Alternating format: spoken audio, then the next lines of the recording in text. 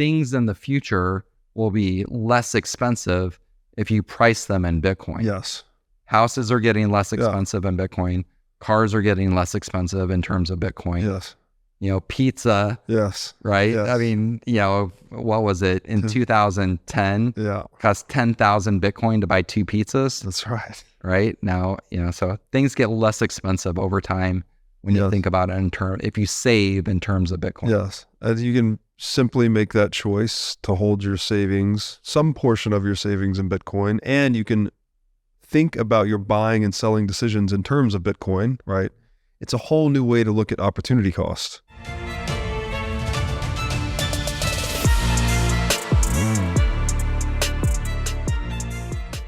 Hey everybody, welcome to the What is Money Show. I am thrilled to have you here joining me on my mission to help shine light on the corruption of money. Now, if this is your first time listening to the What is Money Show, I strongly recommend that you go back to episodes 1 through 9 first, which lays a lot of the groundwork for many of the concepts that we explore on the show. These first 9 episodes are my series with Michael Saylor, and thousands of people have told me that this is the best podcast series they've ever heard, hands down, and that it was instrumental to their understanding of money and Bitcoin. So if you're looking to start a deep dive into the nature of money, I don't think there's any place better that you can start other than episode 1 of this show. Now, a little bit about this show and how it makes money. The What is Money Show is 100% sponsor based. So all of our revenues are derived from direct sponsorships. And I strive to be very selective about the sponsors that I work with, specifically only using sponsors that I use personally, and also choosing sponsors that have values which are well aligned to the values expressed on this show, such as freedom, education, self-sovereignty, etc. So what I'm going to do now is a few ad reads right at the top of the show, and then I'll do a few more ad reads in the middle. And I hope you'll take the time to listen to them, as again, these are hand-selected sponsors, and I think you'll like what they have to offer. Today's podcast is brought to you by In Wolf's Clothing. Wolf is the first startup accelerator dedicated exclusively to the Bitcoin Lightning Network. 4 times per year, Wolf brings teams from around the world to New York City to work with like-minded entrepreneurs, pushing the boundaries of what's possible with Bitcoin and Lightning. The program is designed to help early-stage companies achieve product-market fit, develop their brand, secure early-stage funding, and grow businesses that help fuel the global adoption of Bitcoin. So go to wolfnyc.com to learn more about the program or apply. Again, that's Wolf NYC, WOLFNYC.com. Mr. Brian Estes, welcome back to the What is Money Show. Thank you, Robert. Great to have you here. I think last time we did this was in person in Miami. It was about 2 years ago. Yes. Right before one of the Bitcoin conferences. Yes, exactly. We're doing it again, this time not in studio, in home this time around.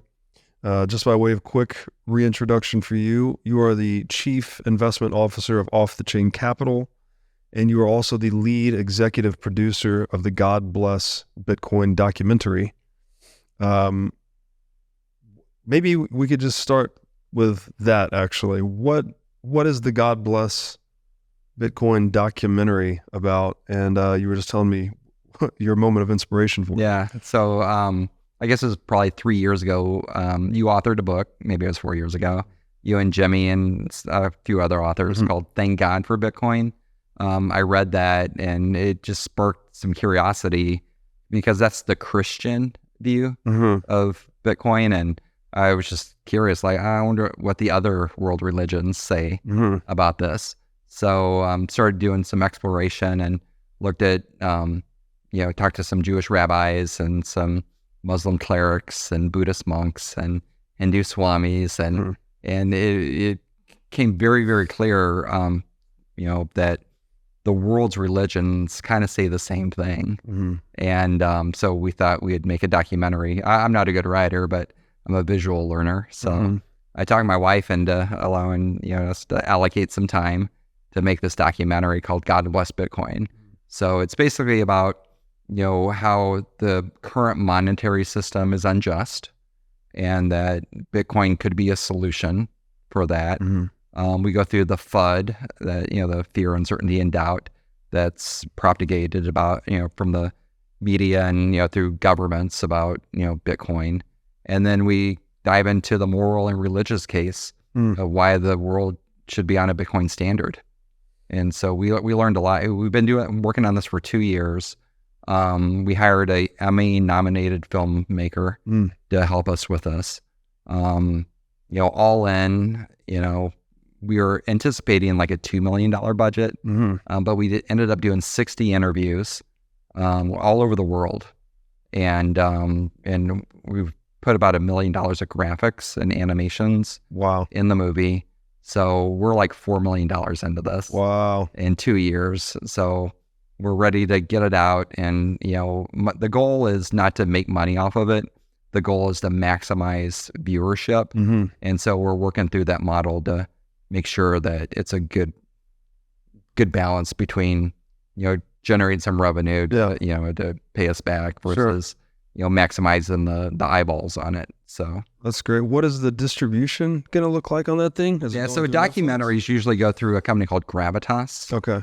So I looked at them, and they're not a good fit because they basically take control of the movie, and I don't want to do that. And we, Amazon expressed some interest through their distribution network, but they want to buy the movie, and I don't want to sell it because they may not ever put it out, or if they own it. Right. So I don't want to do that either. So I hired a consultant, and we're working through like trying to figure out what the distribution will be. Gotcha. So there's like TVOD and SVOD and all these acronyms out there. And so basically what we're looking at is for the first, couple months, it'll be pay, you have to pay for it through like Apple TV or Amazon Prime or something like that. And then, if we put it on Netflix, they'll require an exclusivity to that.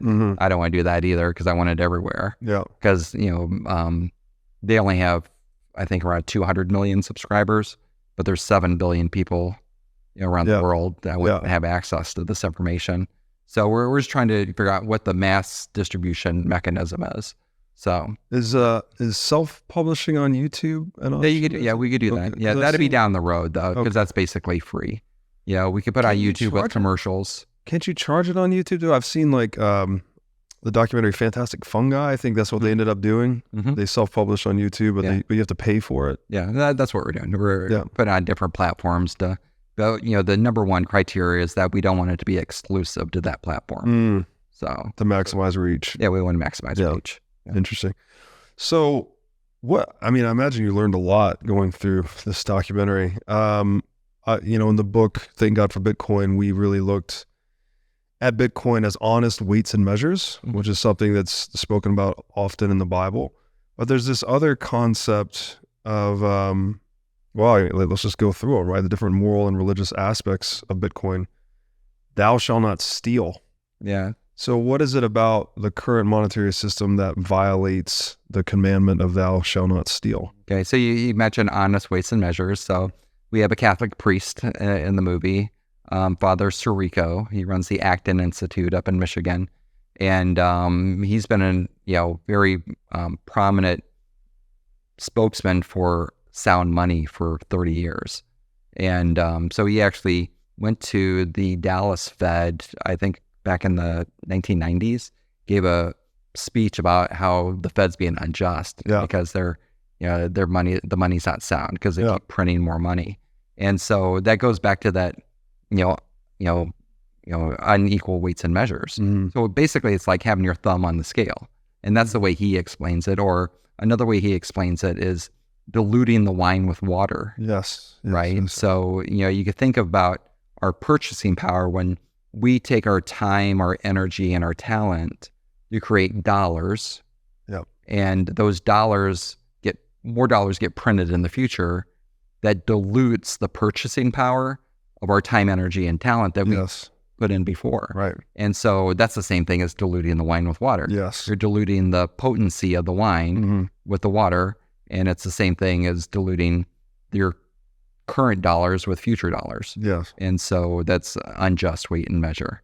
So that's the Christian view. Yes. Right. But you could go on to look at other world's religions, like in the Muslim religion, in the Islamic religion, riba is against the law. It's against the religion. So riba is paying interest or receiving interest. Okay. So usury, basically. Yeah, usury. And so if you look into that, the world's financial system is all based on paying interest and receiving interest. So there's approximately 2 billion Muslims out there whose the current financial system isn't compliant with their religion.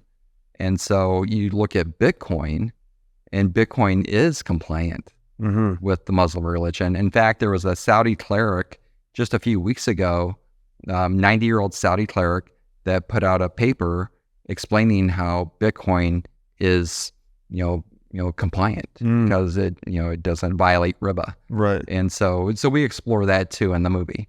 We dive into these different religions to see what they say about that. Yeah, it's fantastic. The watering down the wine, I always point people to that book, Honest Money by Gary North, because he uses that very example. He uses a parable of the winemaker to describe the destructiveness of inflation, how it propagates these bad incentives where you're basically creating incentives where producers want to deceive their customers. He uses the winemaker as an example, but it basically permeates every good and service where you see, these concepts like shrinkflation. The price of the candy bar keeps going up, but the size of the candy bar keeps going down. And it's basically destroying the quality of products and services, while at the same time it's increasing their prices, or either both or one or the other. And so you can't hide the consequences of this theft. And I think it's very important that we call it that, because a lot of people operate under the delusion that money printing is somehow healthy and necessary, but in reality, it's just destroying our commercial relationships. It's destroying the quality of our products and services. Will Cole actually shared an interesting thing. He was having a cabin was being built, and he said the guy he was working with to build the cabin was like, he showed up with a box of tools, and he goes, no, these are the wrong ones. You have to get the tools that are made before 1970, because those are the ones that work well. They have high integrity and they're strong and they won't break. Everything made after 1970 was garbage. And it's, what the fuck happened in 1971.com kind of thing.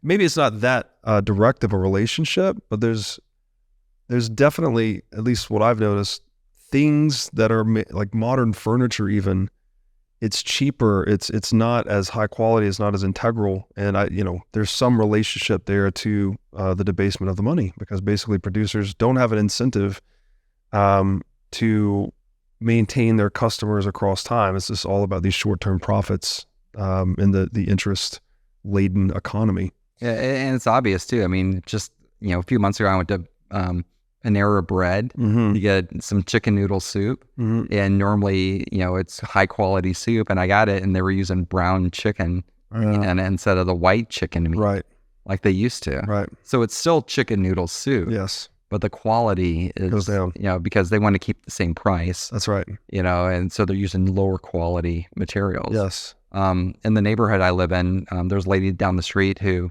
was refurbishing her bathroom, and she ordered 12-inch tile to, they had it measured out, and they, the subcontractor was laying down the tile, and they were like short by like 20%, and they're like, and they measured the tile, and it was 10-inch tile. Wow. So it was sold as 12-inch tile, but in reality it was 10 inches. Yes. And so it's like, so you need 20% more tile now to finish your space. Yes. And it's like that with our money. We need more money to finish what we need to do. Yeah. Because it's being diluted. Yeah, that's because so you're diminishing the weights and measures of money, and it's actually diminishing the weights and measures of what you're physically using to create your house. Right.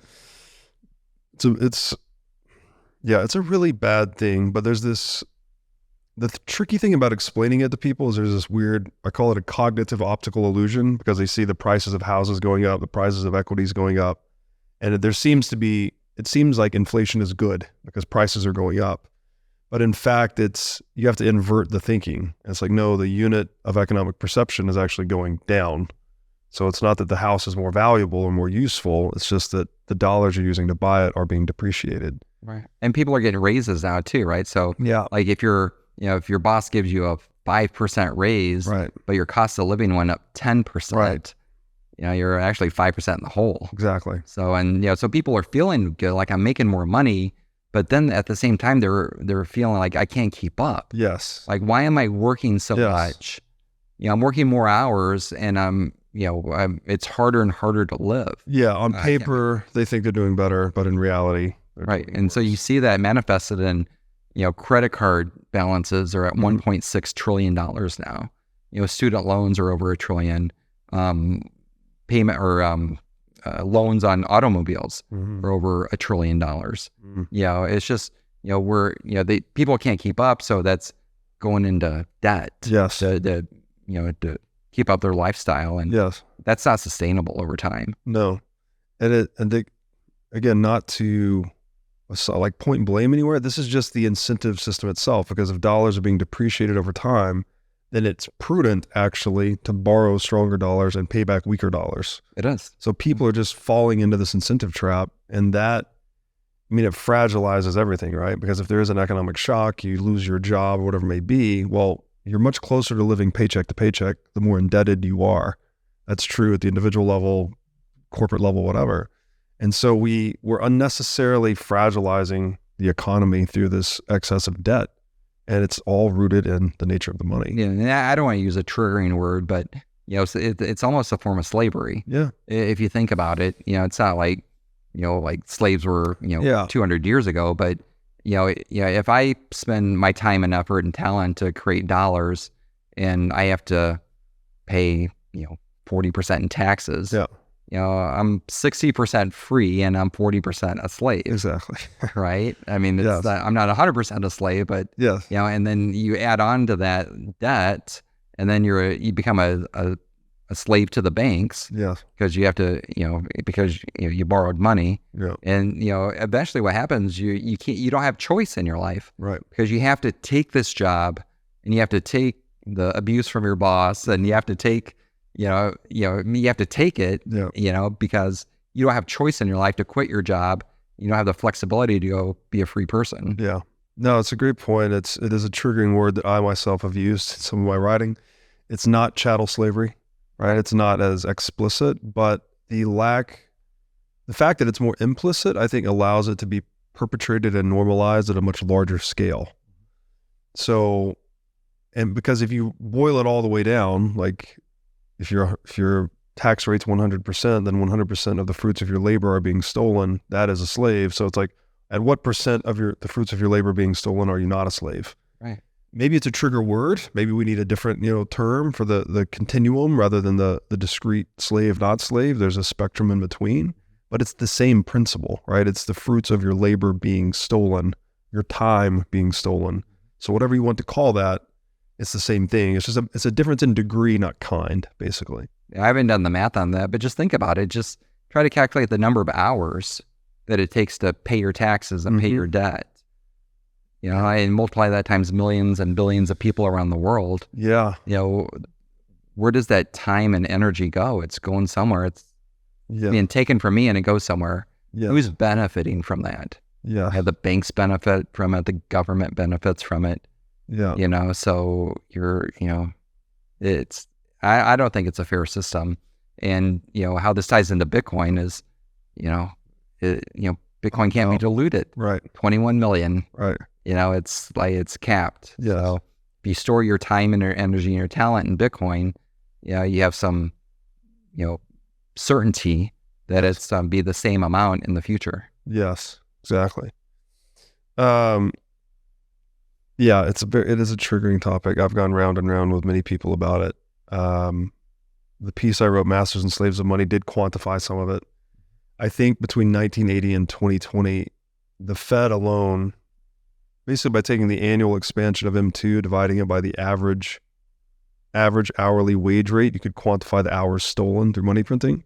It came out to 23.5 billion hours stolen per year for 40 years straight. Which if you translate that into individual working hours, it basically was like enslaving 11.9 billion people, I think, for 40 years straight. I'm sorry, 11.9 million, not billion, people for 40 years straight. So it's real. Like, it's a real thing. Labor is actually being stolen through money printing. critics would argue, oh, but the government's spending that money back into the economy, so it's not really being stolen. It's like, well, that doesn't make any sense either, because like if I steal from you and I go hire someone else, that doesn't mean I didn't steal from you. I still stole money from you even if I go and spend it somewhere else. So I think that's like a non-starter. And where are they spending that money? They're spending it on themselves, typically. Yeah. They'll spend it on a military contractor that basically donates back to their campaign. Yes. Yeah. So it's this vicious circle of, like just impropriety, I think. Yes, exactly. Okay. Which ties into the next point, I think. Thou shalt not kill.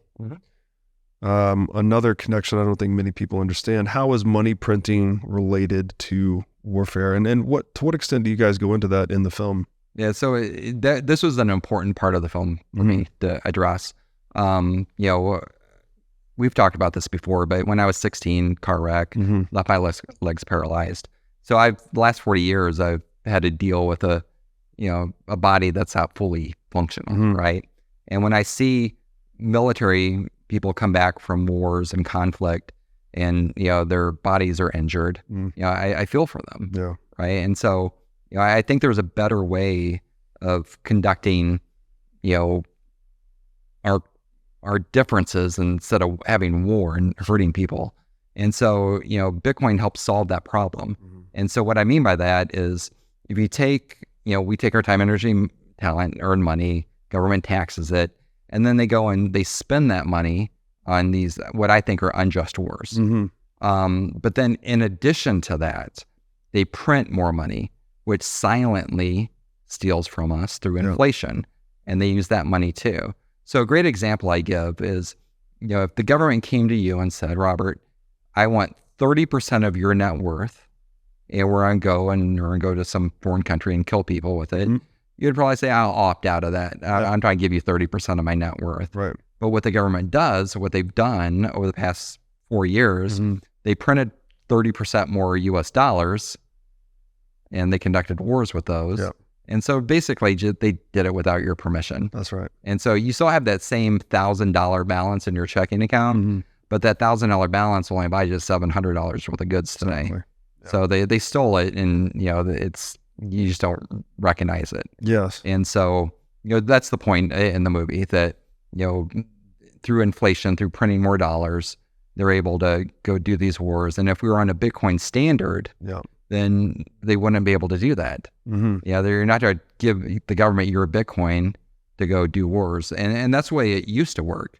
When wars were conducted hundreds of years ago, when you ran out of gold, the war ended. That's right.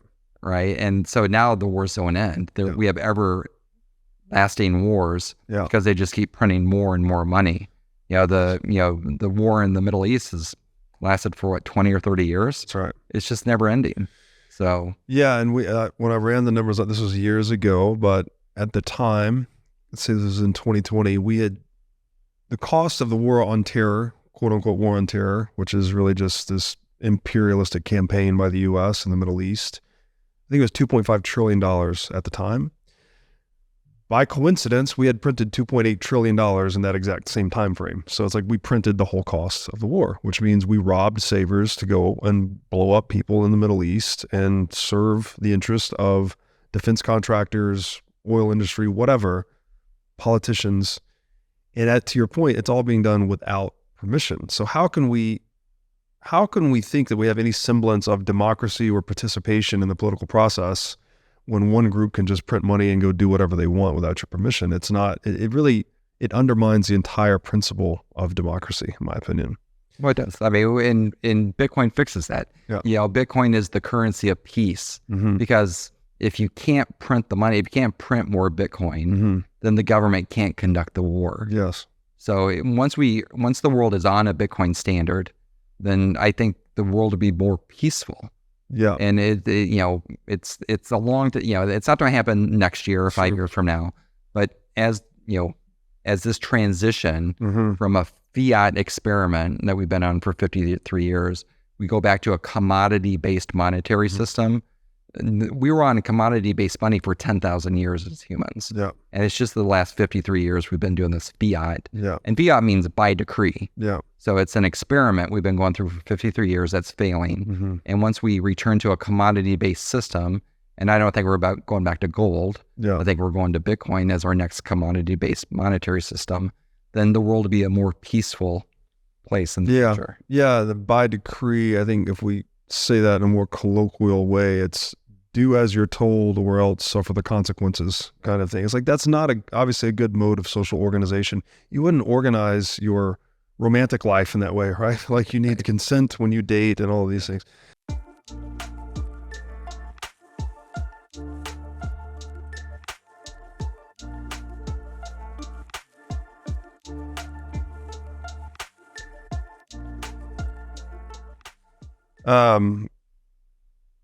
Terrible to think about. So you also mentioned in the film, talking about Bitcoin as digital property rights.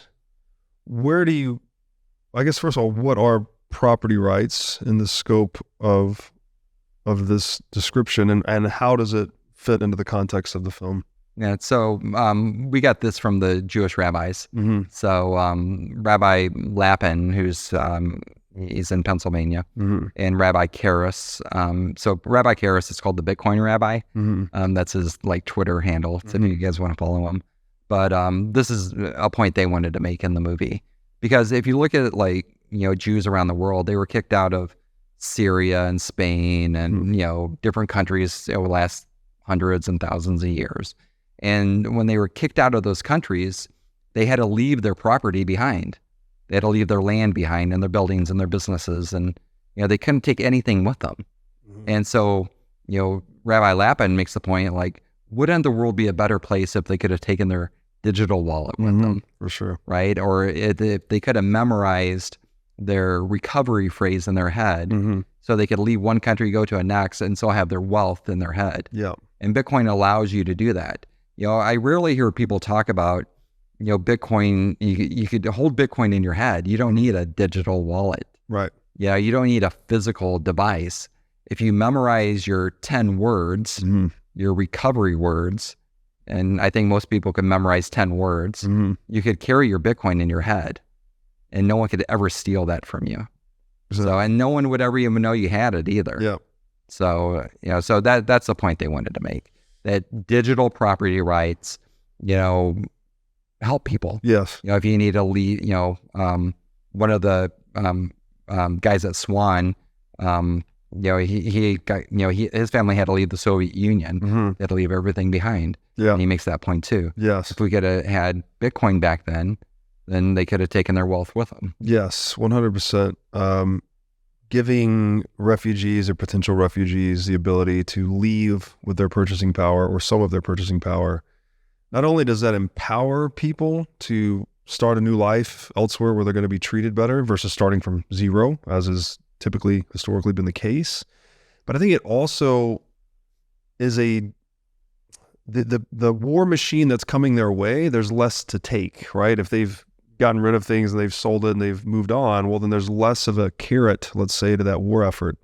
I think that's a very interesting way to look at it. Well, I mean, look what the Nazis did to the Jews in Germany. They were stealing their wealth, their fine art and their gold and their possessions, as they left the country, or that's right. They killed them.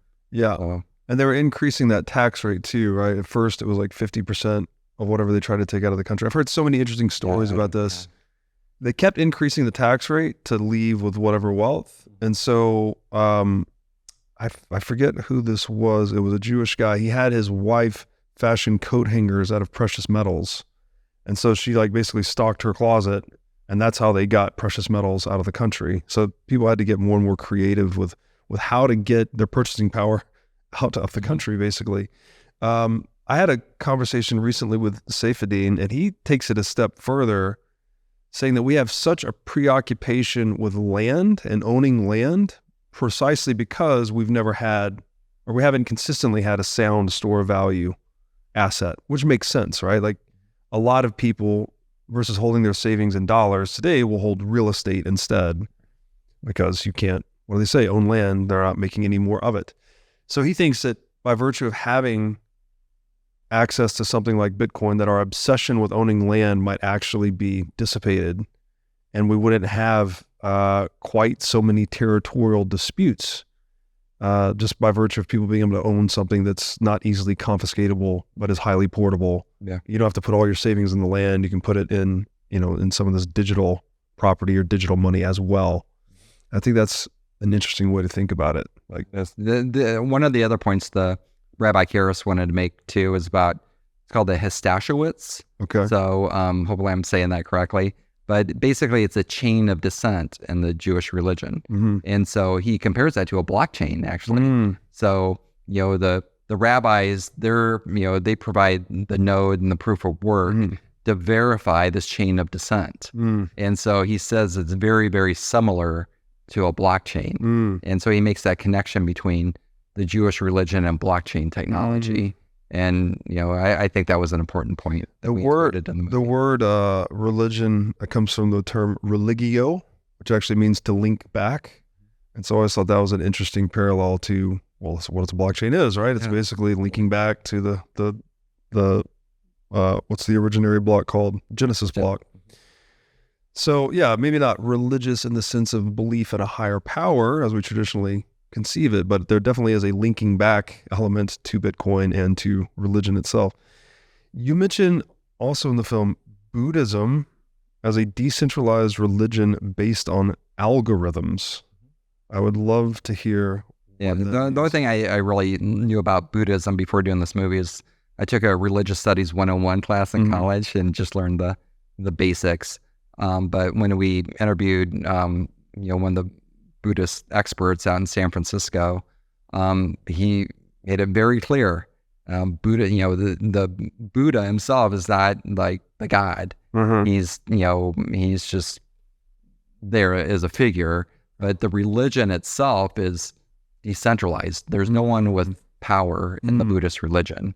So it's everybody together. Right. And then there are certain rules that are said, if you follow these rules, you'll have a good life. And so those rules are like algorithms. So that's kind of like Bitcoin too. Yeah. Right? It's decentralized. There are certain rules in Bitcoin, 21 million, 32 halvings, a block every 10 minutes or so. These rules are set forth in the code of Bitcoin. And so the Buddhist religion is kind of like that too. It's a code. And if you follow this code, you'll have a good life. Yeah. And we can relate that back to Bitcoin too. If you follow Bitcoin, then maybe you'll have a good life with that too. Yeah. Yeah. Well, you'll definitely insulate yourself from theft. You also seem to learn a lot getting into Bitcoin. I don't know I guess just because it's such a mysterious thing that we all end up in this rabbit hole of like, what is money? What is this? What is that? And Bitcoiners in general seem to be very curious, very intelligent, very ethical people. I was born very curious. I used to drive my dad crazy asking questions all the time when I was little. And so when I first learned about Bitcoin, I was probably the biggest skeptic in the world. Yeah. So coming from traditional finance over 20 years in the industry, when I saw Tyler and Cameron Winklevoss on CNBC when Bitcoin was like $98. Yeah. Andrew Ross Sorkin was interviewing him on CNBC, sub $100. And I was like, man, this is a pump and dump scheme, some like internet scam. And I watched it go from 100 to 1200. Then it crashed when Mt. Gox got hacked. And that's, as a value manager, value investor, that's when I got interested, when it dropped 70%. And after I dove into it, it just clicked. I just understood. And for the last 10 years, I've just been feeding my curiosity, just learning as much as I can about this. And, you're right. It is a rabbit hole, and like, there's really no stop to it. And it's bottomless. On the way up from Orlando, I was listening to Lynn Alden's new book, Book and Money. And I mean, she makes great points about the history of money. And I read a book from Niall Ferguson. Okay. This is probably 10 or 15 years ago, basically about the history of money. And, this is pre-Bitcoin. And, that got me interested too. Like your show, like, what is money? You know, and Niall Ferguson in his book goes through the history of money. Okay. And What's the title of that book? I think it's called The History of Money. History of Money. Okay. Niall Ferguson. Okay. So he's a former Oxford or Cambridge professor. Yeah. He has I think he has a foundation now. He's one of the founders of the University of Austin. Okay. The new like independent college thing that they're building down there. But yeah, so he's, you know, but there's also a PBS documentary. I think it's eight series, eight different segments. And yeah, I read the book, watched the series. They're both really good. Gotcha.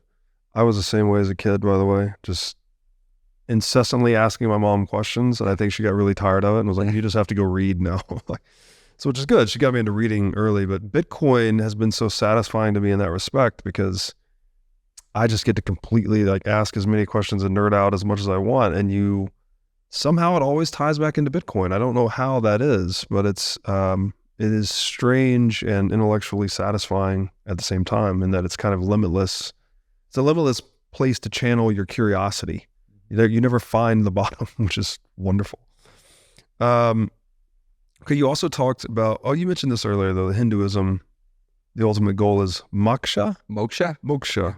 Did we mention that earlier? No. You used the Jewish term instead. I'm sorry. So moksha, so we interviewed, he's the chief HANA officer at ZebPay. Okay. ZebPay is the largest crypto exchange in India. And, he did a great job. I mean, he's a big star in the movie. But his point was that, through Hinduism, being a free person is the ultimate goal.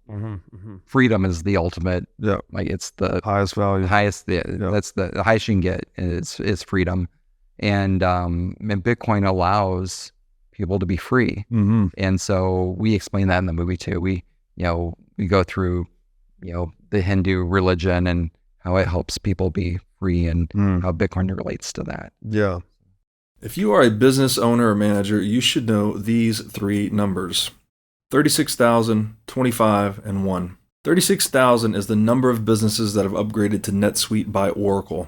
NetSuite is the #1 cloud financial system, which allows you to streamline accounting, financial management, human resources, and more. NetSuite turns 25 years old this year. That's 25 years of helping businesses do more with less, close their books in days rather than weeks, and to drive down cost. And finally, 1, because your business is one of a kind. So with NetSuite, you get a customized solution for all your key performance indicators in one efficient system with one source of truth. NetSuite is everything you need all in one place. Right now, you can download NetSuite's popular KPI checklist designed to give you consistently excellent performance absolutely free at netsuite.com/whatismoney. That's netsuite.com/whatismoney to get your free KPI checklist. Again, netsuite.com/whatismoney. Yeah, I've been reading a lot about freedom recently, and there's this, I would say there's a impoverished view of freedom where it's just this, I get to do whatever I want, sort of like absolute self-direction thing. But when you get deeper into libertarianism, I think I would call it something more like rational self-interest, or even you could say something more philosophical like submission to truth, which is to say something like with private property rights, my self-interest ends where your self-interest begins, right? Like we have this code that we both abide by. You keep what you earn or acquire justly, and I keep what I earn or acquire justly. And if we both do that, then we create this reality of more productivity, more peace, more human flourishing. So there's a truth to that social code. There's no other way to structure it to make it better. So it's not just subjective or arbitrary, and it's not just about the individual. It's actually about the collective. And so that's been a strange journey, is like getting my head around that. There's the analogy I've used before is like driving on the road. Obviously, we all here in the U.S., we all drive on the right-hand side of the road. That's limiting our freedom, right? If it's purely free, I could drive on the left, I drive on the right, everyone does whatever they want. But if you did that, well, no one would get anywhere, right? The roads would just be clogged with car accidents. But by submitting to the truth that if we all drive on the right-hand side of the road, that traffic can flow more seamlessly, we actually gain more freedom collectively. and that we don't have to deal with endless car accidents. That's like a version of that. So it's a rational self-constraint or a rationally imposed self-interest. I mean, just to build on that a little bit too, it also takes trust too. Yeah. If you're driving 55 or 60 miles down the road and there's someone coming the opposite way, Yes. you're trusting that person's not to pull over to your lane and go head on into you. Exactly. So, I mean, and that, goes back to Bitcoin as a trust network. Yes. Like it's, we have to trust the system. Yeah, that's a strange one because Bitcoin's also described as like a trust minimization system. So it is very much like that, but Bitcoin almost forces you to stay in your lane, or at least incentivizes you to stay in your lane, where you're not just trusting the guy, which we do that all the time. Obviously, we just trust. Actually, that works because when people are driving, they are incentivized to stay in their lane because they don't want to have a head-on collision with you. And so Bitcoin does something sort of similar, like it incentivizes you to stay in your lane or tell the truth versus deviate from the system rules. Well, I think it was The Economist magazine, maybe 4 or 5 years ago, had Bitcoin on there, said the trust machine. Yes. And yeah. I mean, that's what it is. It's a trust machine. Yes. Shifting trust from people and institutions, though, to mathematics and cryptography, which is much more trustworthy. Yeah, so we don't have to trust each other. Yes. We could trust the algorithm, trust the software. Yes. And that's where that word gets tricky because it's like a trust minimized system actually nurtures more interpersonal trust because we don't need to depend on each other to not break the system, basically. The trust ones, you almost have to distinguish between interpersonal trust and like systemic trust. And Bitcoin offers very high integrity systemic trust, so we don't need interpersonal trust as much, which paradoxically allows us to have more of it.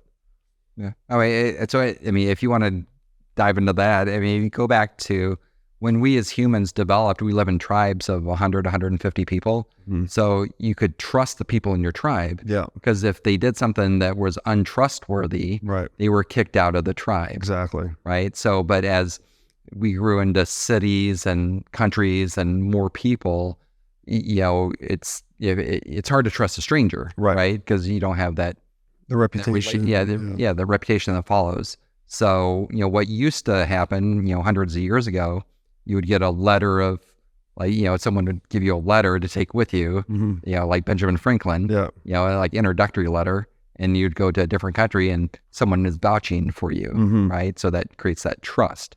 Bitcoin is goes back to what we just talked about. It creates that trust system so that you could do business with friends that you trust, but you could also do business with strangers. Yeah. And you still have the same amount of trust in the system. Yeah, that's a great point. Very strange. Again, one of these things where the Bitcoin rabbit hole takes you is like getting underneath words. It's like, well, what do you mean by trust? Is it systemic? Is it interpersonal? Okay. Towards the end of the God Bless for Bitcoin documentary, you naturally go to what the future could look like on a Bitcoin standard.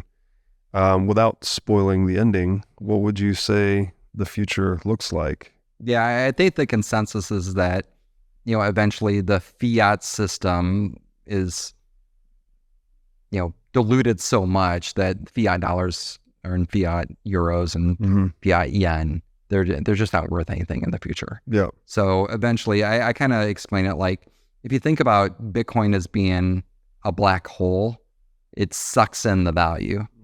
So instead of sucking in light, it sucks in value. And so there's about $800 trillion worth of investable assets. So you look at real estate, fine art, stocks, bonds, M1, M2. You add all that up, it's about 800 trillion. So the question is, what percentage of that 800 trillion will Bitcoin capture? So if it's 10%, that means Bitcoin's worth $4 million. So I think 10% is the minimum. Yeah. Because Bitcoin's the best form of money humans have ever created. It's the best store of value humans have ever created. So I think it actually sucks in maybe half of all the value in the world. I would say today, but in the future. So 20 years, 50 years down the road, 100 years down the road, I think, I think half is probably the right amount. Yeah. So what's Bitcoin worth then? You come up with, 20, 40, $80 million of Bitcoin. In today's dollars. In today's dollars. Yes, exactly. But obviously in that world, it would no longer be priced in dollars because dollars would be irrelevant or probably non-existent at that point. So then you get it to, since Bitcoin can't be printed, Yeah. no matter, how much demand there is for Bitcoin, you can't create more of it. And you divide that by, you get Bitcoin's really worth infinity. Mm-hmm. If you really dive deep into it, what's the value? Well, it's actually infinity. It's ultimate value. So Yeah, it's 1/21 millionth. One Bitcoin is 1/21 millionth of all the goods and services that human beings will ever create, right? So I guess not all. So there's this I think this is from an old Jewish text, and it says you should keep 1/3 of your wealth in cash, 1/3 of your wealth in your business, 1/3 of your wealth in land. And so and this is a matter of high speculation, obviously. We're just talking about what Bitcoin could ultimately do to the world. I think one of the things is that government bonds go away, right? I think largely governments go away as a result of Bitcoin. At least centralized power structures, centralized, federalized states go away. We'll probably still have local government, which is to say Bitcoin makes government local again, which is a good thing. But with that, I think bonds sort of go away as an asset class. So that 800 trillion then gets contracted to, I think, what are bonds? 200 trillion maybe in the world today, somewhere in that neighborhood. So call it $500 to $600 trillion of investable assets. I think if Bitcoin captures a third of that, consistent with that old Jewish edict, that feels about right. Like maybe like a third equities, a third real estate, and a third cash. But the other thing is that by dissolving centralized states and making theft in general much more expensive, it should also radically increase human productivity. So our total wealth creation should go way up. So global GDP would, 10x, 100x, who knows? And Bitcoin would always capture like a third of that. Now, of course, this is, again, highly speculative, but that's kind of how... Well, it makes sense, because if you look at the digitalization, when we go from analog to digital, it goes up 10x. Yeah. So when we did that with cameras, so we used to take film cameras, right? Yeah. And when we went to digital, the amount of pictures that were taken went up more than 10x. Same thing with international phone calls. We used to pay for long distance. So like, I don't know if you remember that, but I do. I remember paying long distance phone bills. Well, why don't we pay long distance phone bills anymore? Is because there was a piece of software created called Voice over Internet Protocol, VoIP, and that put MCI and WorldCom and AT&T long distance out of business because it was free to do a phone call now. You'd have to pay a long distance company.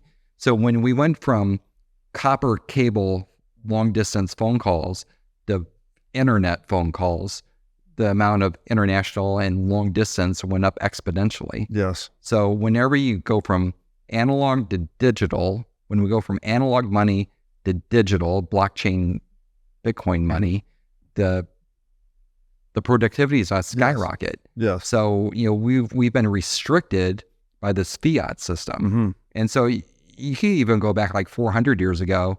And you look at when we separated money, or when we separated state from religion, right? After religion was taken out of the state control, then we were able to do autopsies, like study the body. You couldn't do that 400 years ago. It was against the religion to do an autopsy or like figure out how the body worked, right? Yeah. You mentioned this earlier about this conspiracy theory about the flat Earth. Yeah. Well, I mean, the religions were saying the Earth was flat. And once you separated religion from the state and Columbus could go and prove the Earth was round, then, that got dismissed. Yeah.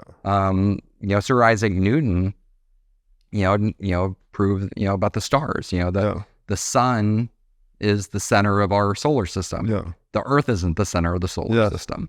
So, because of science, because you separated state from religion, we were able to prove that the sun was the center. Yeah. Yeah, I think Copernicus maybe was the original heliocentric guy. Copernicus. Could be wrong about that, but to your point, it's well taken. There were certain ideological territories that we could not go into because of religious restriction. But then once religion was separated from the state, that we gained more freedom, and with more freedom came more discoveries, more innovation, more human flourishing. Yeah. So just think about what's going to happen once we separate money from the state. Right. All the economic freedom and activity we'll have Yes. once the government isn't controlling our money. Yeah. The strength of private property rights really seem to be key to so much, and we can't get out of our own way, and that the temptation is just too high for people to just take other people's stuff. So you need a system, right, that keeps you in your lane, as we were saying earlier. So we were just touching on like what the future could look like on a Bitcoin standard. Specifically how valuable Bitcoin could be, obviously highly speculative. But to bring it back down to earth a little bit, you've also been doing some work with RFK, presidential nominee here in the United States, focusing on his potential Bitcoin policy.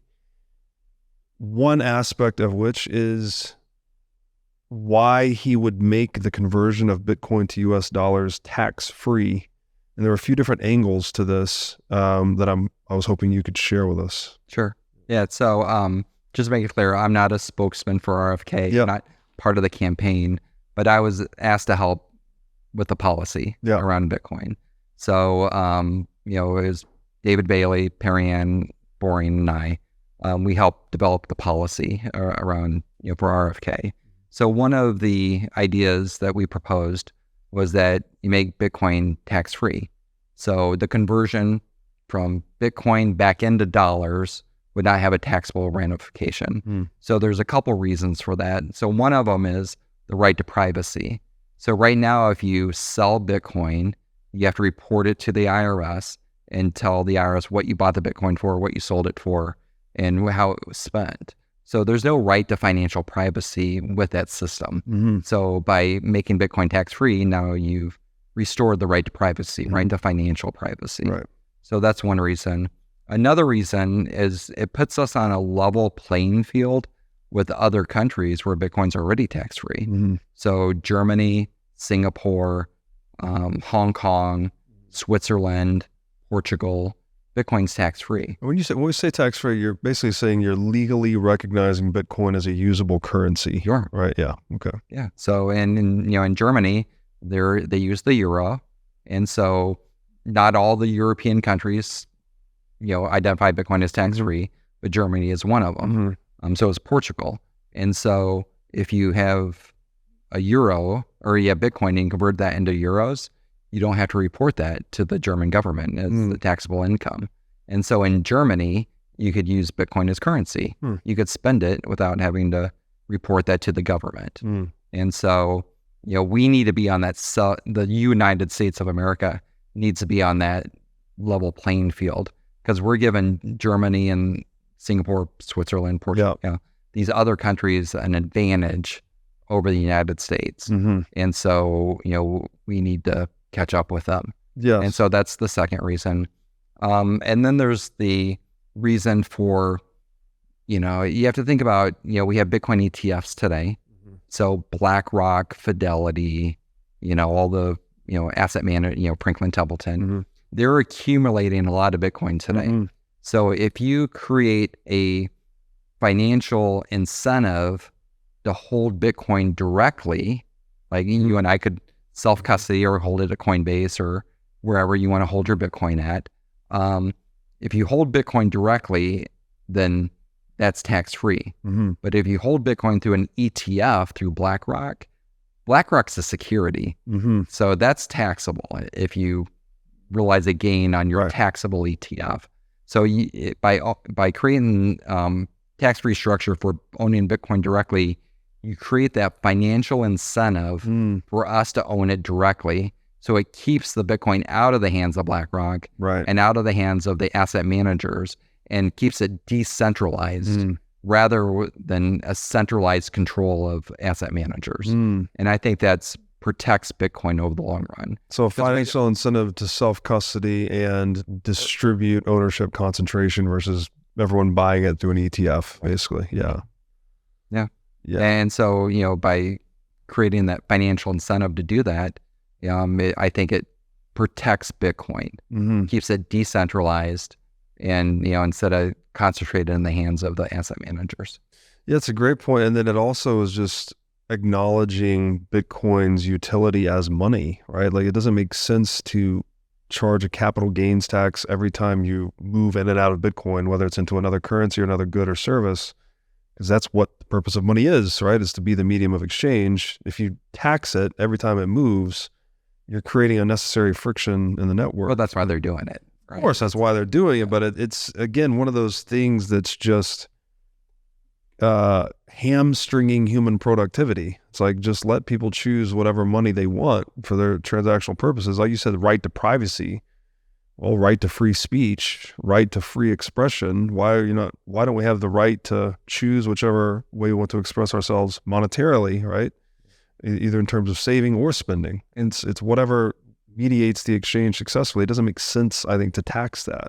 It's important to point out too, back in 2014, when the IRS declared Bitcoin as property and started taxing it, that didn't go through Congress. Right. So Congress sets tax policy, and the IRS did it just out of the blue. We're going to tax Bitcoin as property. Yeah. Never went through Congress. And so I think there's a fight there that could be had, where, Congress could step in and say, we're not, we think the IRS is wrong, and, pass a law. But when I brought this up to Mr. Kennedy, he said, well, if it was never passed through Congress, it's not a law. So first day as president, I could executive order that and make it tax-free. So I think that's one of the reasons people should look at Robert F. Kennedy Jr. as president, because if he becomes president with an executive order on the first day, well, he could make Bitcoin tax-free. Yes. I mean, which would be a big step toward just having Bitcoin adopted as money, because you're removing those barriers again. It's so obvious. I'm surprised we haven't done that, especially seeing that other countries have done it. They have a leg up on us, basically. Another thing RFK has talked about doing was backing U.S. debt with Bitcoin and a basket of other commodities. What's the thinking behind that policy?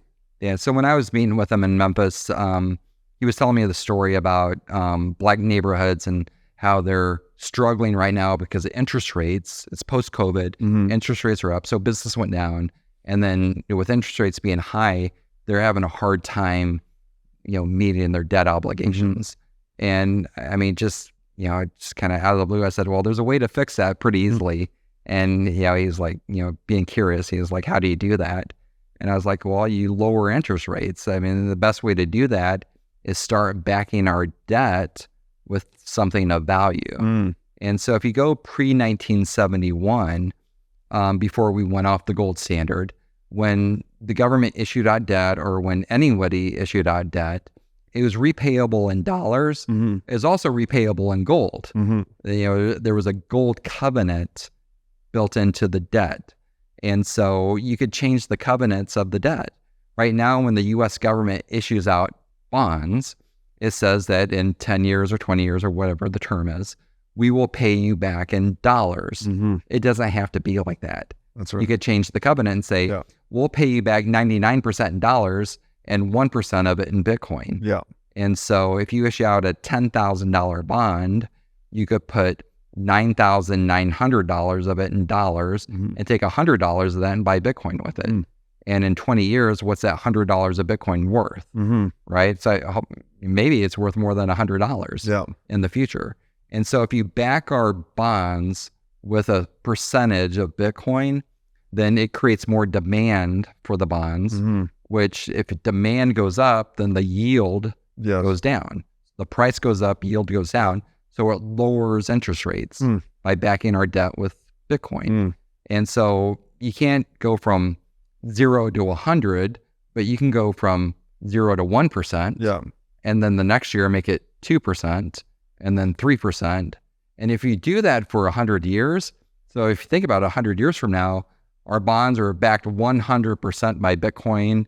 And what Mr. Kennedy wants to do, make it a basket of commodities. You have Bitcoin, gold, platinum, palladium, silver, whatever the basket is. But if you start backing our debt with hard assets like Bitcoin and gold, then eventually it restricts the Federal Reserve, the ability to issue out debt, and the Treasury from issuing out debt. So basically, this is the path. It's the 100-year plan to take us back to the pre-1913 central bank creation. Right.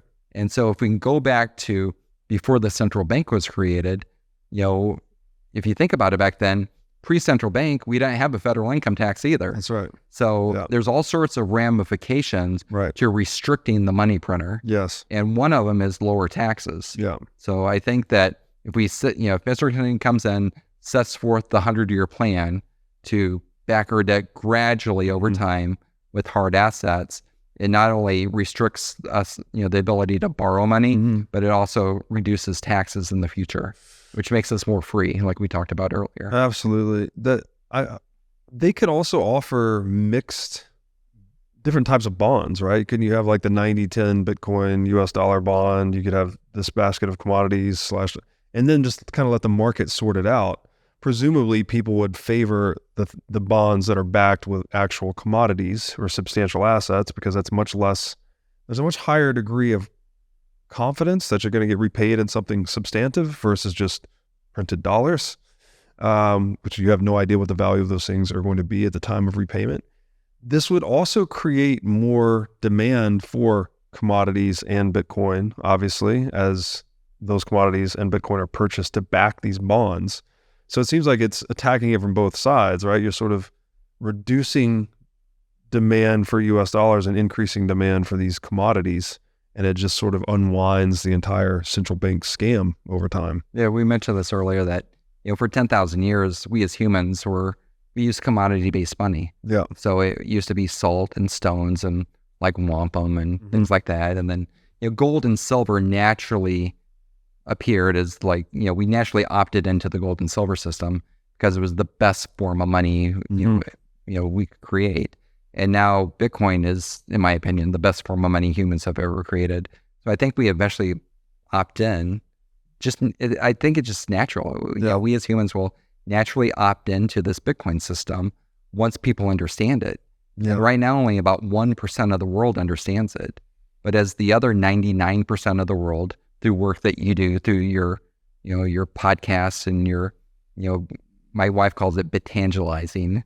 As you tangelize about Bitcoin, the world understands. Yeah. And as more and more people understand this, we'll just opt in. Yeah. It's like, I don't want to have 100% of my money in dollars. Maybe I'll have 90% of my money in dollars and 10% in Bitcoin. Yeah. And then eventually you just get more and more. And over time that flips. And over time, it's just natural progression. And I don't think there's really anything that could stop it. Yeah. You could be slowed down. Governments are trying to slow it down. Banks are trying to slow it down. So, and that's fine, but they can't stop it. And over time, it just occurs. Yeah. And this is because you're fighting the tide of individual self-interest, right? Because you're basically saying what Bitcoin is just let people keep what they rightfully earn, right? And keep it in something that can't be expropriated by others. So there's this very strong game theoretic force, basically, that drives people into it.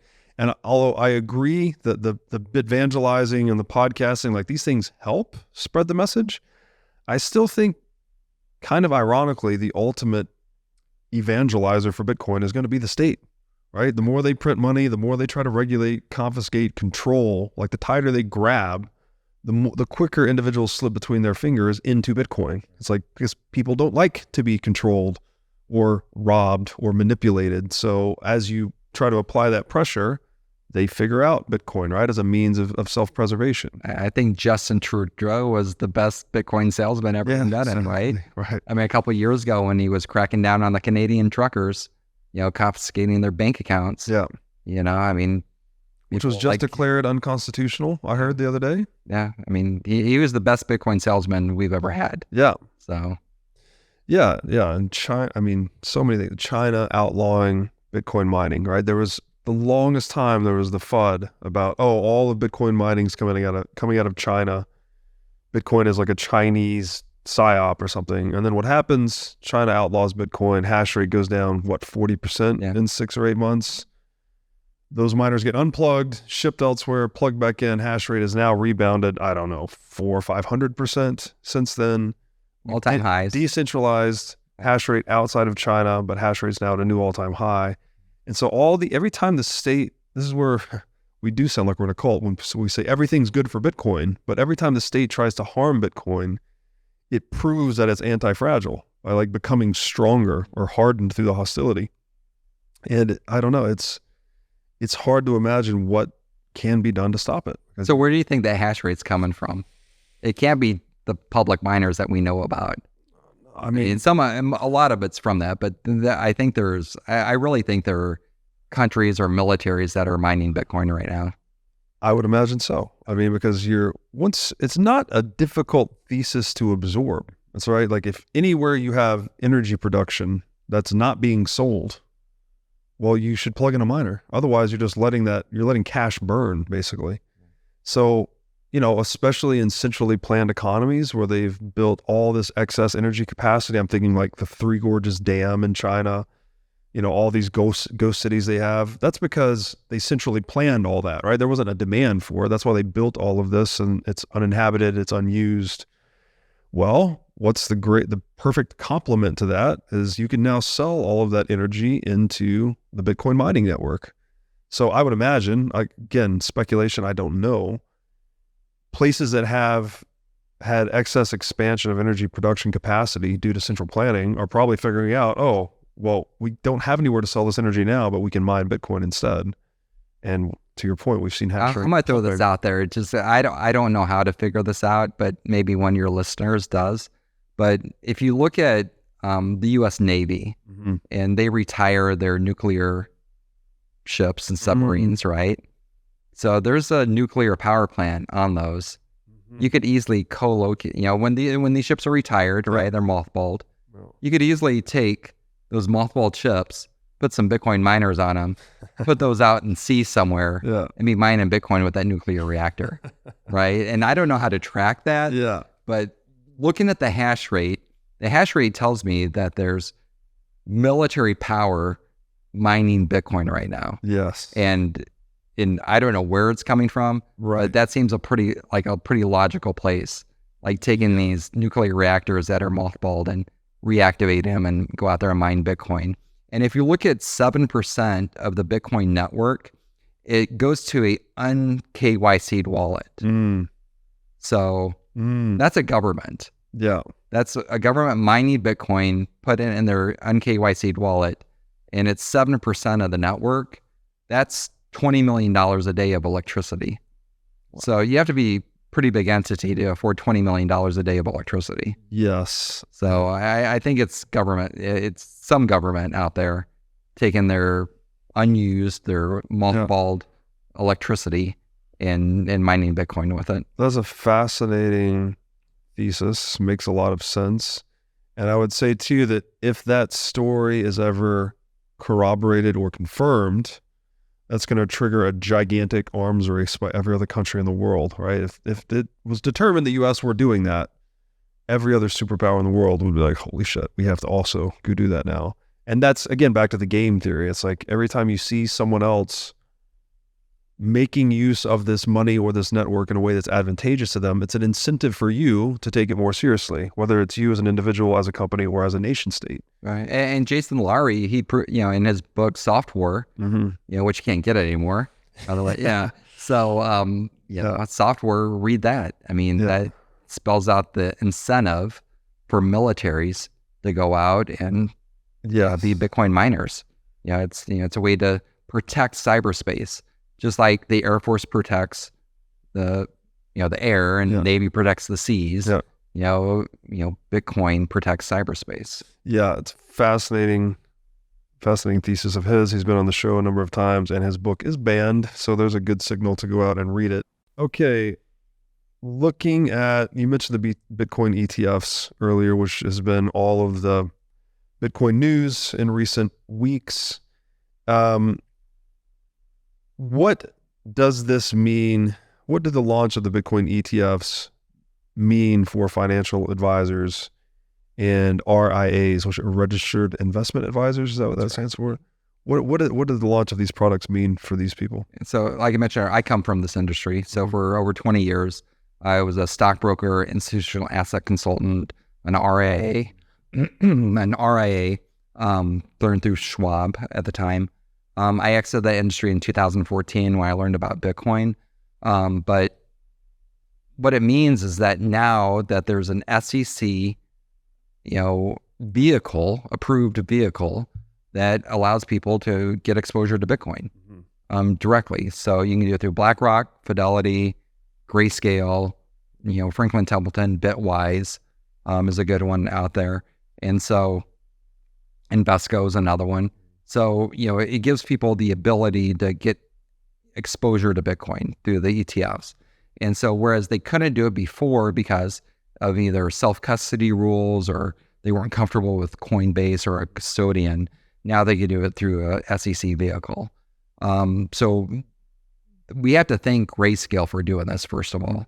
So Grayscale, for a number of years, fought with the SEC to get their GBTC approved. It was registered as a SEC reporting company, and then the next step is ETF. And for years, that SEC was blocking that. And so Grayscale finally sued the SEC. It went to an appellate court, so 3 judges decided that the SEC was being arbitrary and capricious and forced the SEC to approve the ETF. And so they just don't want to approve Grayscale. So they approved a basket of them. So there were 11 that got approved, Grayscale being one of the 11. And so now institutional investors have easy access to gaining exposure with Bitcoin through the ETF. Wow.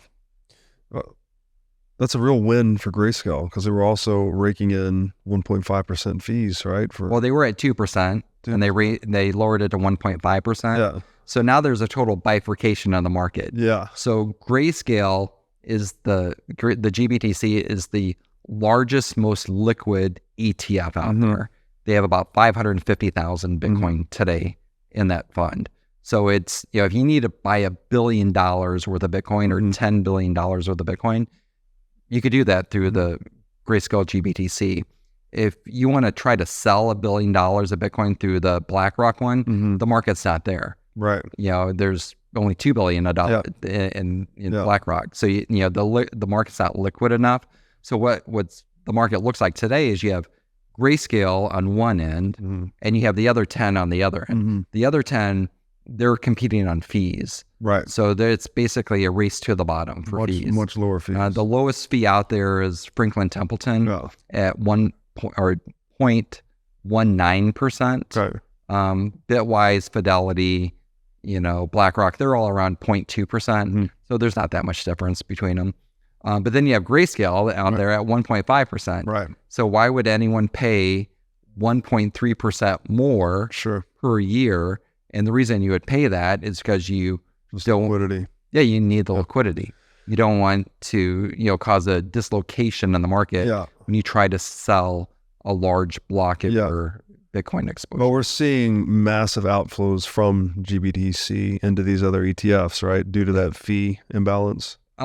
It depends on how you quantify massive. There is outflow. Yeah. So, and the outflow, I don't even want to call it massive, but it will eventually balance. Right. So Grayscale's making the bet that it won't be 90% of their assets. Right. Because if they would compete on the fee, they would lower it to 0.2. Sure. So if you're charging 0.2%, then you just cut your you cut your fee by 90%. Right. So by just going to 1.5%, they're betting they'll keep half of their assets. Right. And then they come out. Why would they? Why would anyone pay the additional fee? Because you have a gain on it because you don't want to sell it. Ah, okay. So people, it was selling at a discount. And you can't do like a non-taxable swap from one ETF to another. No, because once you go into dollars, you're dinged. Gotcha. Yeah. Okay. So they're betting on that tax friction, basically letting them keep half their assets roughly. Plus the deep market. Yeah. Plus institutional investors will pay. Right. If you're a trader, you don't care. You're paying 1.5% a year if you're trading in and out. Right. Right. Right. If you're in for a few days and out. Yeah. If you're a long-term investor that you're gonna hold this for 20 years, you really don't want to buy the ETF anyways. You want to buy it. You want to buy it direct at one of the institutions who don't charge you to custody Bitcoin. So it's kind of own it direct for free. Yeah. Own it through a low-cost ETF or own it through Bitcoin if you're a trader. That's kind of the three places to participate today. Well, this is all good for Bitcoin. Again, just that people have more options. So what is your opinion on financial advisors? Why is it you think they should be allocating to Bitcoin? But I guess pre-ETF launch, there was basically most financial advisors advise their clients not to touch Bitcoin for the most part because they had no incentive to advise their clients to look at Bitcoin. That is now changing, I think, although it hasn't changed completely. You mentioned there's still some friction in place. So what is your, I guess, pitch to financial advisors in regard to allocating the Bitcoin? Yeah, so there's still a number of firms that won't allow their clients to invest in the ETFs. So I might just name them. So these are, Merrill Lynch, Edward Jones, Stifel Nicholas, Wells Fargo Advisors, Raymond James. These are financial advisors, they're firms that these products are on the restricted list. Their compliance said you can't allow your clients to invest in these. So even if the client comes to them and says, I want to invest, they won't allow them to invest. Vanguard's another one of them.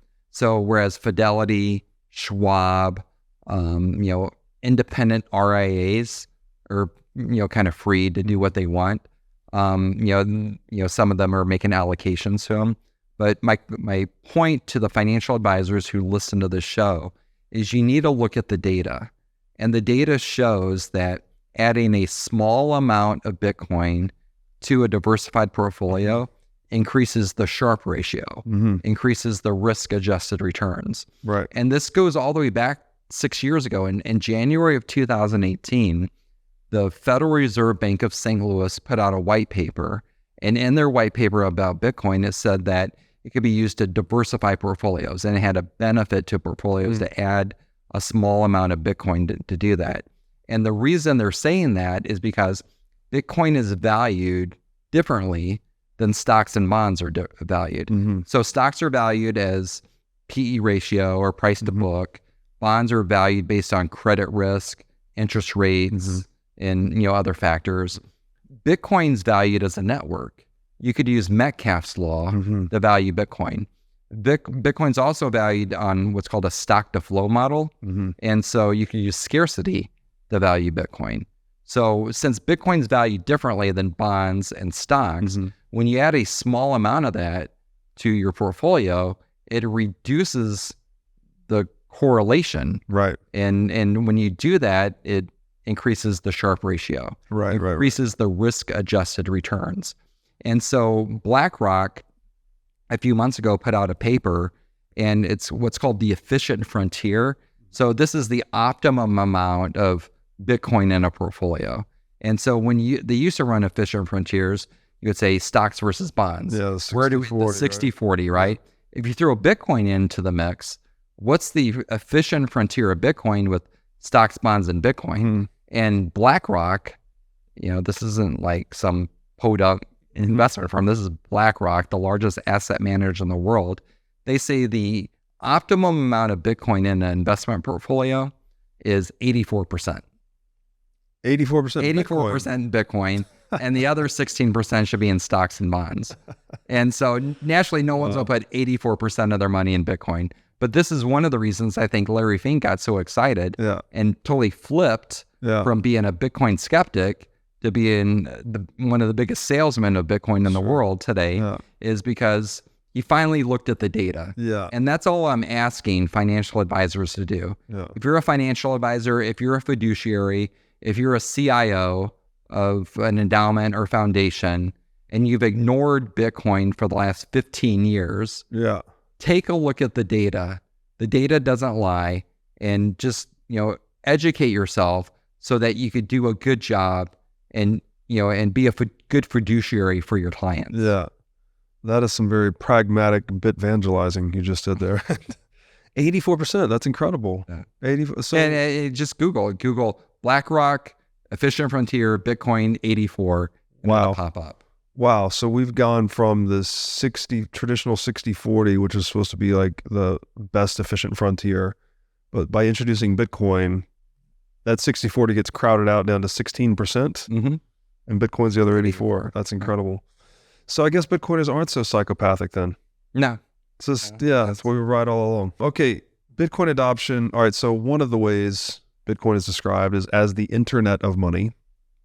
It's in the same way the internet is a stack of open source protocols for moving information. We have Bitcoin as an open source protocol for moving economic value. So in many ways, Bitcoin's like an extension of the internet itself, or the latest layer of the internet.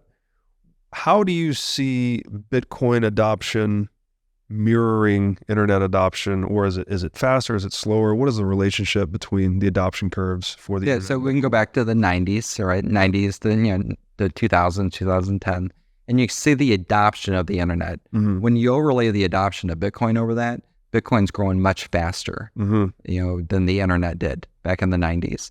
And so what that means is today there's around 300 to 400 million people using Bitcoin today. And in 2030, it's projected that'll be close to 4 billion people. And so for the next 6 years, we're on this mega trend of Bitcoin adoption. And when you look at what's called S-curve analysis, what we went through just over the last couple of years was the shakeout phase.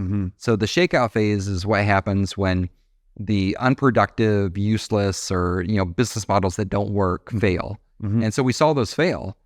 So lending Bitcoin fails.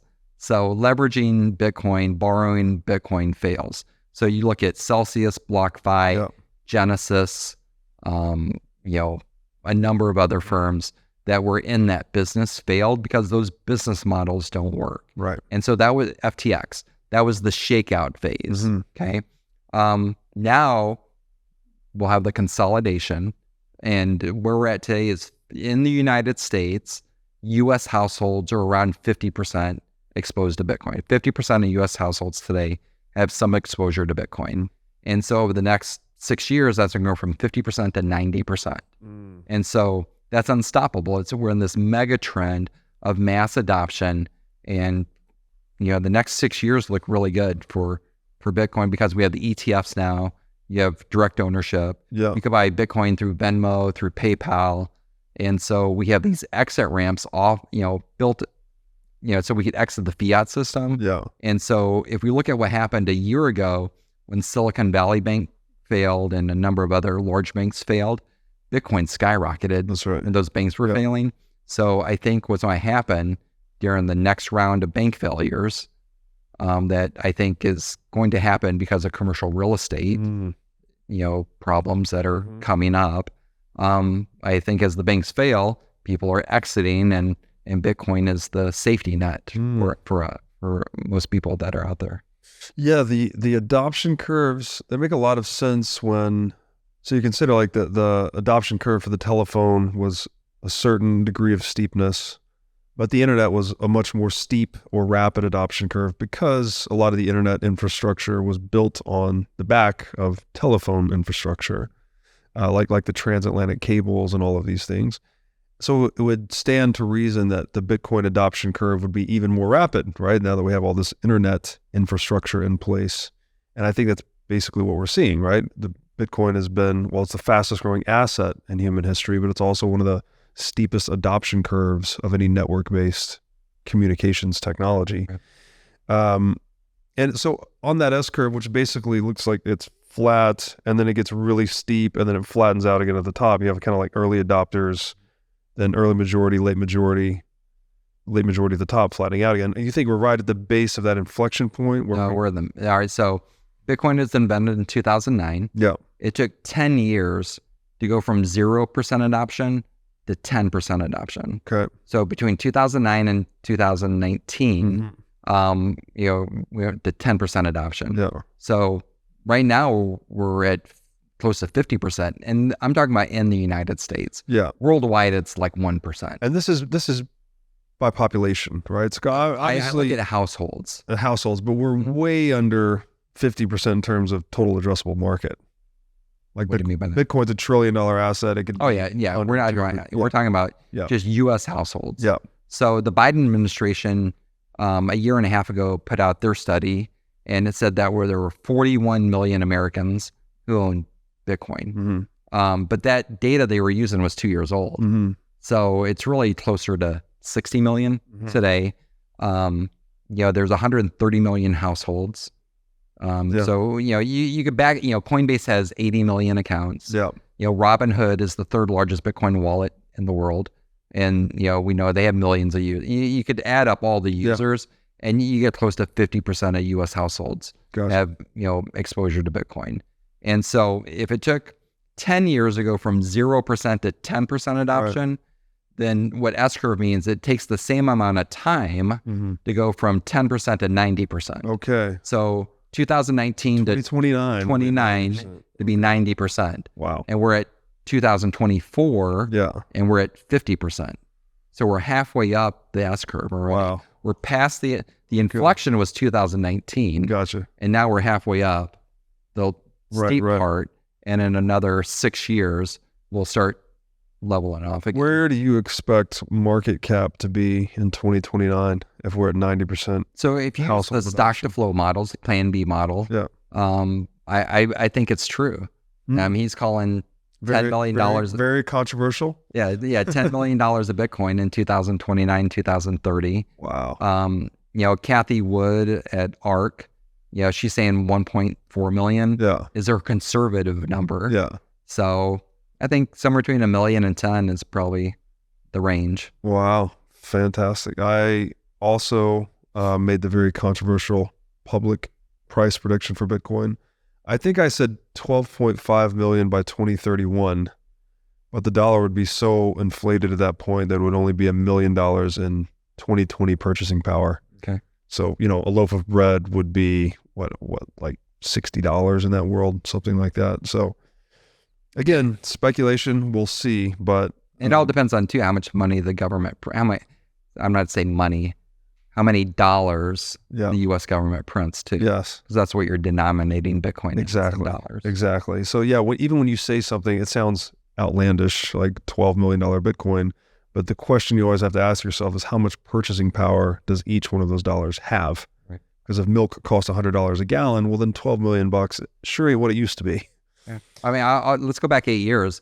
So, I started buying Bitcoin 10 years ago. I started buying it at $250.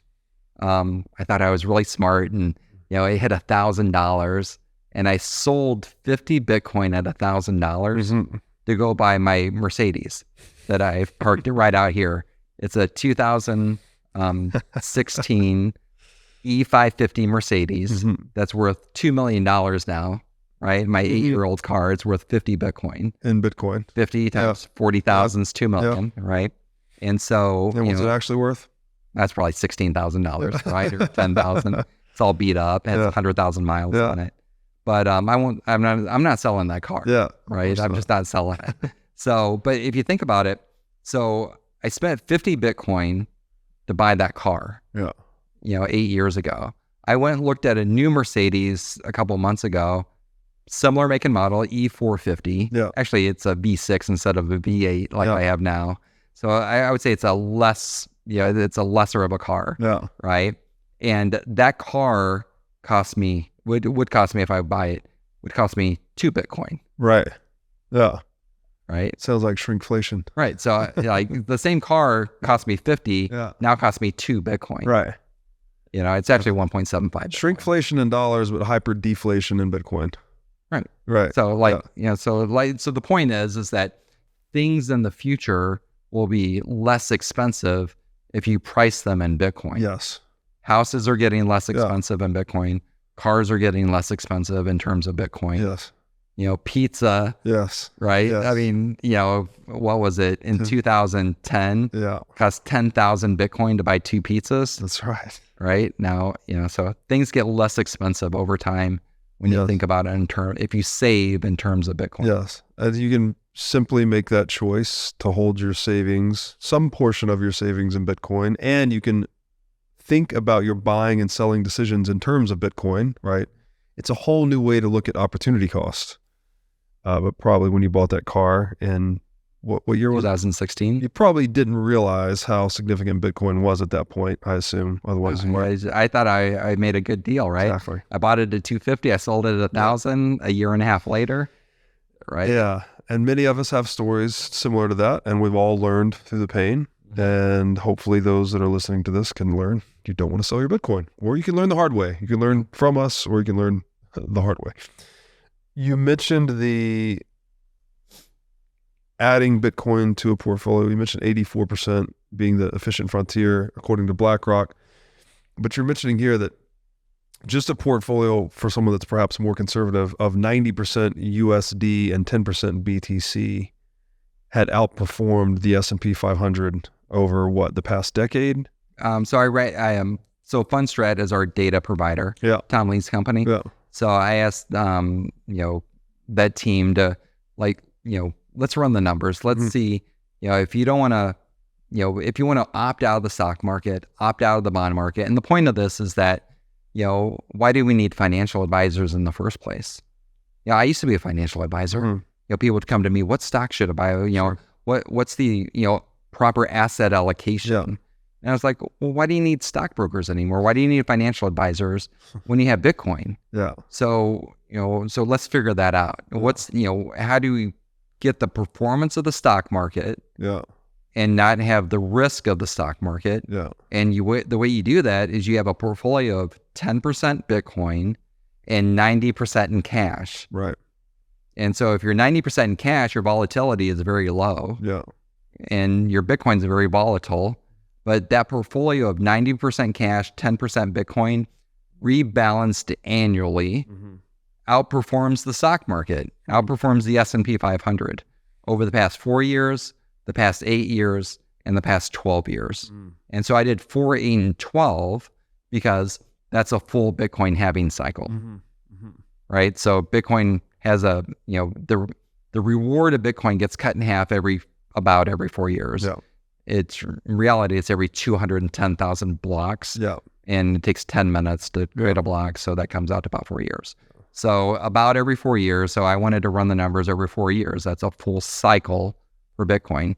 So over 4, 8, and 12 years, Bitcoin, 10% Bitcoin, 90% cash outperforms the S&P 500. Yeah. So you don't need a financial advisor anymore. Yeah. Just 10% Bitcoin, 90% cash, rebalance once a year. Yeah. That's all you have to do, and save yourself that 1% management fee your financial advisor is charging you. Yeah, because the reason financial advisors have become so mainstream and everyone has to have one is because there hasn't been a sound savings, right? So you had to you had to move further out along the risk curve, bonds, real estate, equities, etc., because you can't conserve purchasing power just in money. But now that you have sound money again, you can take a small portion of that and add to it unsound money, actually. And this is a bit tricky too, because so dollars are short-term purchasing power stable, Bitcoin is long-term purchasing power stable, and the inverse is also true, right? Dollars long-term purchasing power unstable to the downside, Right. Bitcoin's short-term purchasing power unstable due to the volatility and size of the asset. But by putting those two things together, you're basically doing a barbell strategy, right? You're getting the low volatility of dollars and the high upside of Bitcoin. Okay, I think we've covered a lot today. We've been through religion. We've been through RFK and his Bitcoin policy. We've gone through the financial aspects of Bitcoin. I want to conclude with kind of a personal question. You're obviously someone that's fallen down the Bitcoin rabbit hole. There's many of us, right? More joining every day. It seems like people fall into the Bitcoin rabbit hole, but they don't come out. It's definitely a one direction thing. What has this journey meant to you personally? Like, how has it changed your life? How has it changed the way you see the world? Obviously it's got you putting a lot of skin in the game, producing the God Bless for Bitcoin documentary. Like, how would you describe your experience journeying into the Bitcoin rabbit hole for those that may have not yet embarked on that journey? It's made me pay more attention. Like, when I was pre-Bitcoin, I didn't pay attention. I was focused on other things. And when you start to understand what money is, you realize that, as David Bailey puts it in the movie, you're getting screwed, and, I just feel like that wrong needs to be righted. And so that's my mission. My mission is to help educate people on how, the reason that they're experiencing pain is because they're working so many hours and they're still accumulating debt and they can't keep up. And people are like, they're thinking to themselves, I'm doing everything right, right? I'm working. I went to college or I went to trade school and I'm being responsible and I still can't keep up. And so they don't understand what's happening to them. So that's the point of the movie is this is what's happening. And it doesn't have to happen to you. There's an alternative. You could opt out of that system and, you have a choice. So, but you need to understand what's happening to you. And that's, that's my goal, is just to help educate people. Like, you don't have to go through that pain. There's another system you could opt into. It's a great point. I love your wife's term, bitvangelizing. Bitvangelizing. Because that is one of the main features of Bitcoin, is like once you start to understand, then you obviously buy some of the asset to protect yourself. But then because of the social layer or the social dimension of money, you're also incentivized to spread the word. It's like, hey, well, I exited this scam. I'm now protecting myself. It incentivizes me to tell more people about it, because that actually makes the asset worth more, and it makes human productivity increase the less people are getting scammed, basically. And so there's this massive virtuous cycle. And it feels very almost surreal to participate in that process. So that's why I had to ask you that question. Mr. Estes, thank you for doing this again. Thanks for having me. Great to see you in Miami. We'll have the studio set up soon, so we'll have to do this again in the home studio. Sounds good. Where can people find you on the internet? So the only social media I do is Twitter or X now. So my handle is Brian Estes 32. And then the company I'm the CIO of is Off the Chain Capital. So we're a private investment fund, been around since 2016. And you can just go to offthechain.capital and there's a contact form there. And then the film, does it have a website? The film is godblessbitcoin.movie. Beautiful. And we're hoping to have it out in June. So June 24th. It was supposed to be at the halving. The goal is the Bitcoin halving in April, but we want to make sure it's perfect. So we're looking at June now. Awesome. Well, really looking forward to that one. Thank you again. Thank you. All right.